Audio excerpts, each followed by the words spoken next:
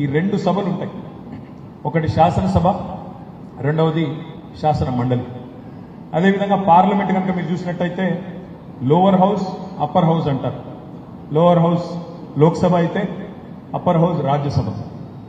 అసలు ఎందుకు రెండు సభలు ఎందుకు ఉండాలి?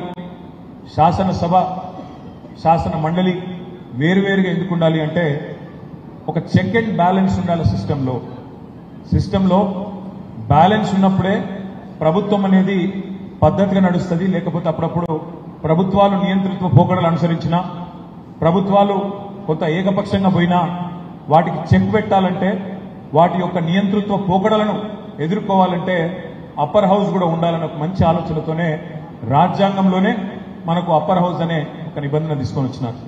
దానిలో భాగంగానే వచ్చింది మన దగ్గర కూడా శాసన మండలి.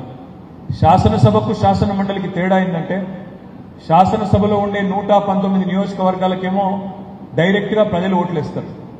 గెలిచిన వాళ్ళు శాసనసభకు వస్తారు, మీకు తెలుసు.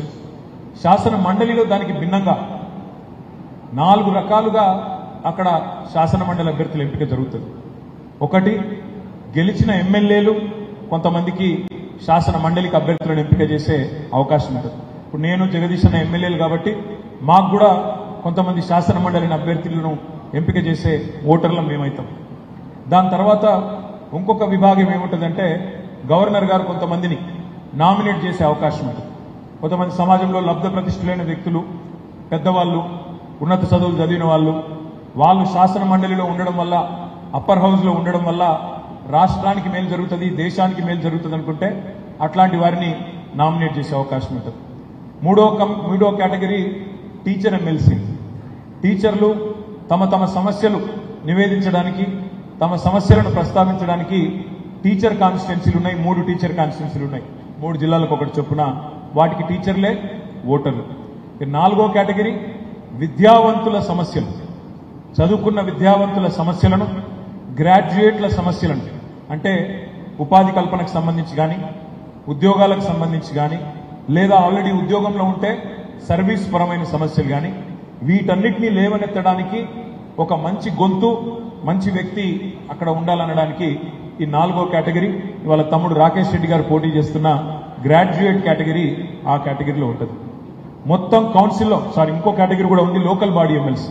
అంటే ఎంపీటీసీలు, జెడ్పీటీసీలు, కౌన్సిలర్లు తమ తమ బాధలు, సమస్యలు ప్రభుత్వం దృష్టికి తీసుకొని రావడానికి లోకల్ బాడీ ఎమ్మెల్సీని కూడా ఎంపిక చేసే అవకాశం ఇంకో కేటగిరీ కూడా ఉంది. మొత్తంగా 5 కేటగిరీల్లో శాసన మండలిలో అభ్యర్థులు ఉంటారు. మొత్తం 40 మంది ఎమ్మెల్సీలు ఉన్నారు ఈరోజు మన శాసన మండలిలో. నేను మీ అందరినీ ప్రార్థించేది ఏంటి అంటే, మనం ఎవరికి ఓటేస్తున్నాము అనేది పార్టీతో పాటు అభ్యర్థి గుణగణాలు కూడా తప్పకుండా చూడవలసిన బాధ్యత, తప్పకుండా ఒకసారి ఆలోచించి ఓటు వేయాల్సిన బాధ్యత విద్యావంతులుగా మనందరి మీద కూడా ఉంటుంది.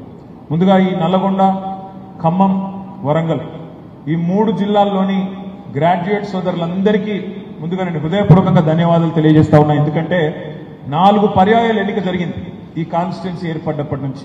4 సార్లు ఎలక్షన్ జరిగింది. 4ంటికి 4 సార్లు గులాబీ కండువానే ఎగిరే విధంగా తీర్పునిచ్చిన మీకు హృదయపూర్వకంగా నేను ధన్యవాదాలు తెలియజేస్తా ఉన్నాను. మొదటి 2 సార్లు ఆనాడు కపిలవాయి దిలీప్ కుమార్ గారిని ఎమ్మెల్సీగా మీరే గెలిపించినారు ఉద్యమ టైంలో. ఆ తర్వాత మరి తెలంగాణ ఏర్పడ్డ తర్వాత శాసన మండలికి 2 సార్లు గ్రాడ్యుయేట్ ఎమ్మెల్సీగా డాక్టర్ పల్లా రాజేశ్వరరెడ్డి గారిని కూడా మీరే గెలిపించినారు. మరి ఈరోజు తమ్ముడు విద్యావంతుడు, బిట్స్ పిలానీలో ఎంఎస్ చేసిన ఒక ఉన్నత విద్యావంతుడు, పిలానీలో విద్యాభ్యాసం చేయడమే కాకుండా తాను ఒక సామాన్య రైతు కుటుంబం, వరంగల్ పక్కనే వర్ధనపేట నియోజకవర్గంలో వంగపహాడ్ అనే ఊరుంటుంది. ఆ ఊరిలో ఒక సామాన్య రైతు కుటుంబం నుంచి వచ్చిన మొదటి తరం నాయకుడు తమ్ముడు రాకేష్ రెడ్డి. మీలో ఒకడు.